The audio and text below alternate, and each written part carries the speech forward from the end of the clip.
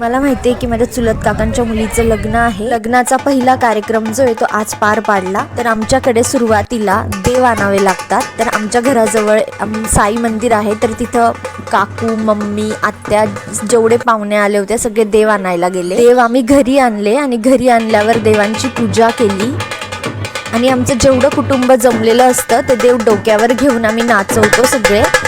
अशा पद्धतीने लग्नाचा पहिला कार्यक्रम जो आहे तो पार पाडला. हा माझा भाऊ आहे, तो देव घेऊन नाचवतोय. त्यानंतर काकू आल्या.